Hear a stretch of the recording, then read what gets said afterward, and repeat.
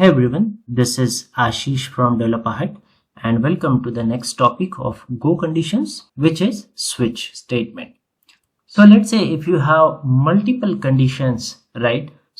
And in that case, if you don't want to use the if statement, then we can use the switch statement. The switch statement in Go is very much similar to the switch statement which are present in C, C++ or Java and other programming languages.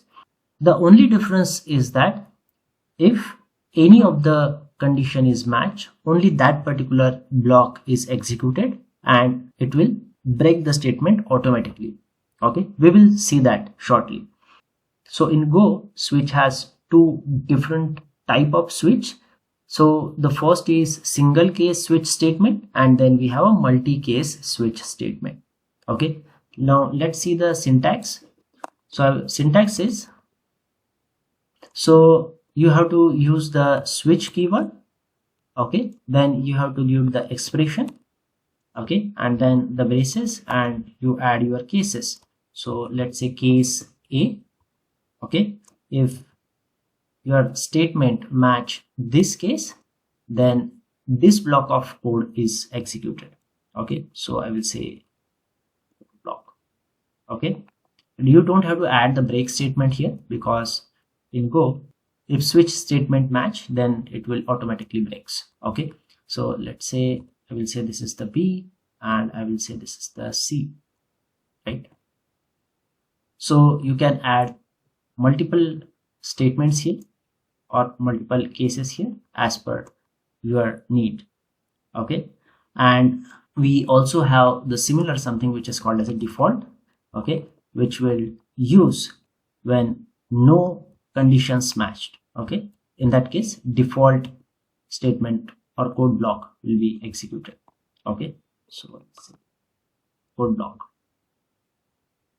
Okay, so this is the syntax. Now let's try to create one example using switch. So let's say I will say try to find out what is a day, right, by given number.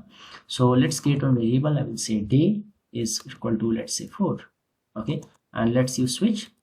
So we'll say switch day, this is expression, right, and then add our cases. So I will say case, if it's a first case, then we will say fmt dot println, it will be the Monday, say Monday.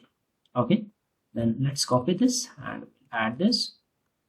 So these are the cases. So now let's try to run this program. I say go run switch.go. So here you can see it matched the fourth case, which is Thursday. Now we will also add the default one.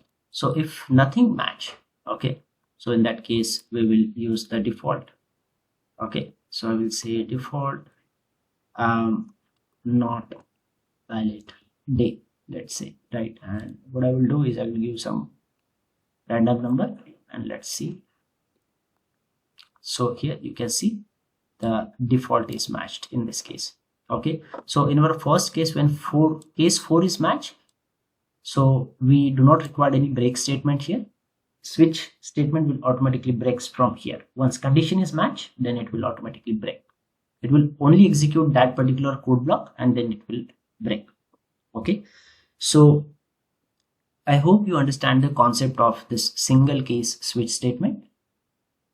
We will see the multi-case switch statement now. If you have any question on this, you can add it in the comment section. Thanks for watching and I will see you on the next one.